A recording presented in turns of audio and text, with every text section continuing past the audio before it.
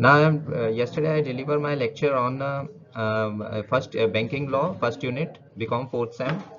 Now I am delivering my lecture on second unit of banking law, and that is Indian banking system, in which I discuss the first topic is money lenders. Now, what are the types of money lenders? Traditional money lenders operate in village or small towns. It provides loans based on personal relationship or collateral. Modern money lenders may include unregulated financial entities and operate in urban areas using technology apps. So now, next is what challenges and criticism faced by money lenders. That is, high interest rate can lead to debt traps, exploitation, exploit borrowers' lack of alternate, lack of regulation, operate outside formal financial frameworks, social stigmas. Borrowers often face social and financial burden. What is the impact on society of money lenders? Positive is, first of all, I discuss a positive impact on society, and that is the quick financial relief, economic activity on understand area in deserved areas. Now, what's the negative impact? Cycle of indebtedness, loss of assets or properties due to inability to repay. Now, conclusion.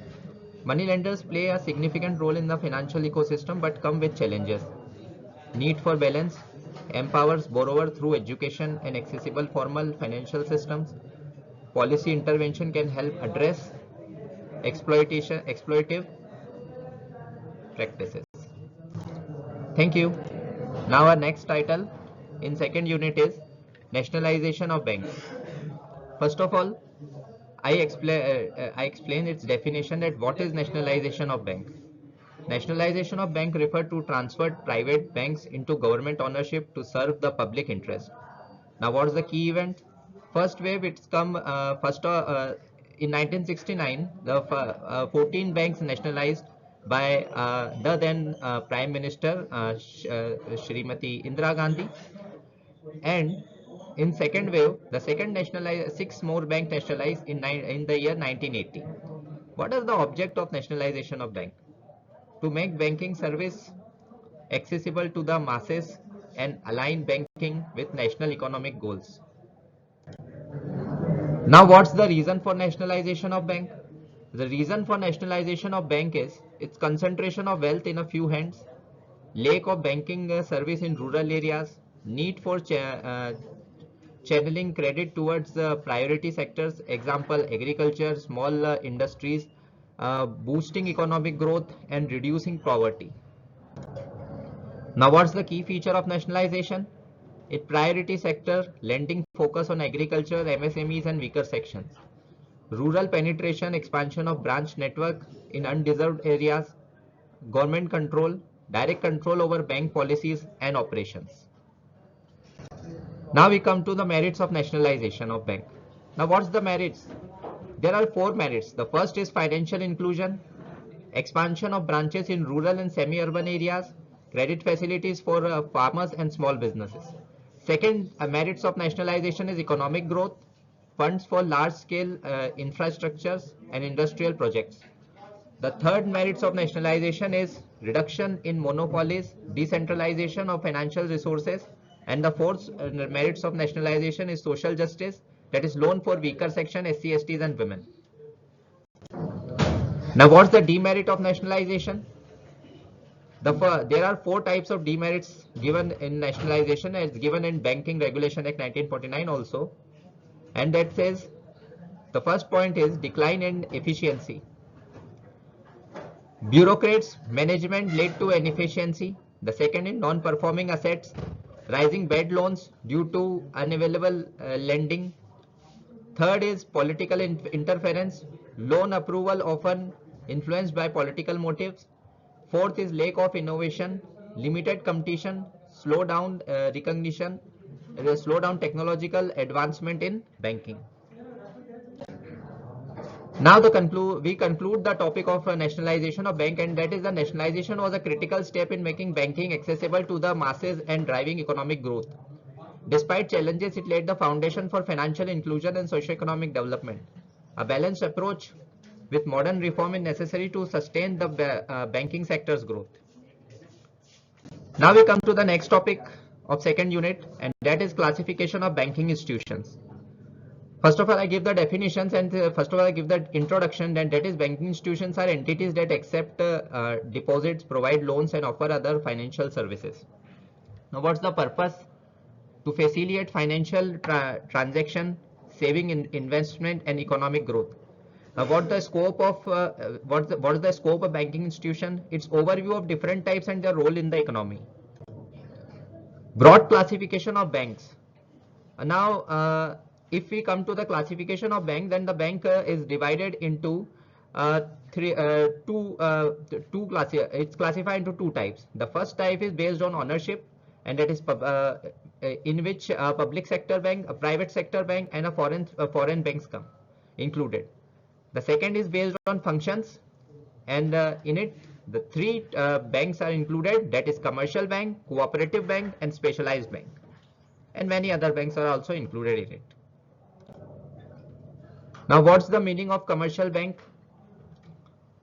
Bank that provide financial services to individuals and businesses for profit. Its type is public sector bank, private sector bank, and foreign bank. In public sector bank, the ownership owned by the government, example SBI and PNB. In private sector banks, it's privately owned, example HDFC and ICICI. Third is foreign bank, operate in a country but headquartered abroad, example Citibank and HSBC. Functions, accept deposit, provide loans, credit facilities, etc. The second is central bank. Its definition is apex institution that regulate other bank and control monetary policy. Its other name is example, that is Reserve Bank of India, RBI. Its function is to issue currency, manage monetary policy, and supervise and regulate banking institutions and many other functions and powers also. Now we come to the NBFC, that is non-banking financial institutions. Its definition is financial institution that provide banking services without holding a banking license. Example, Bajaj Finance and LIC Finance. Services, loan, insurance, investment, but do not accept demand deposits. Now we conclude the topic that banking institutions are the backbone of the economy, catering to diverse financial needs. Each type plays a unique role in promoting saving, investment, and development. The classification helps in understanding their specific functions and contributions. Thank you. The next topic of second unit is RBI control, power, and function. Now we discuss about Reserve Bank of India, its control, power, and function. Establishment of RBI. Its established in 1st of April 1935 under the RBI Act 1934. Its role is to apex institution controlling monetary and financial systems in India. Purpose is to ensure financial stability, economic growth, and regulate the banking system. Now, what's the structure of RBI? Its headquarters in the Mumbai, India. Governance, it having governor, current name if needed, 4 deputy governors, central board of directors, and subsidiaries, deposit insurance and credit guarantee corporation.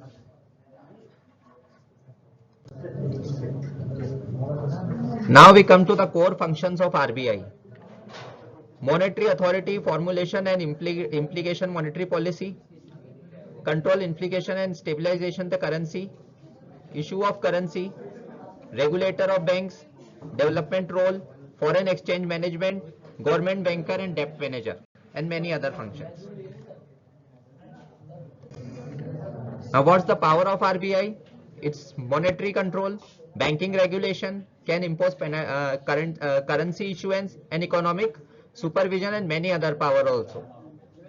So the main power is that monetary control is its main power of RBI.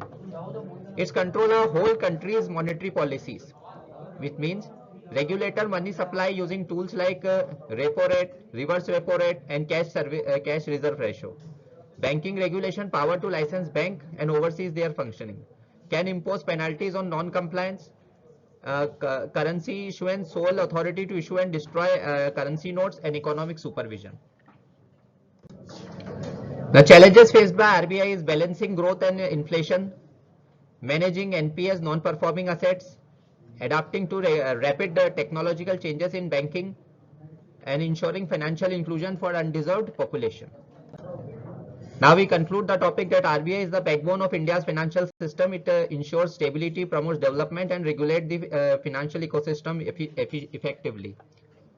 Despite challenges, it continues to innovate and adapt to a dynamic economic landscape. Thank you.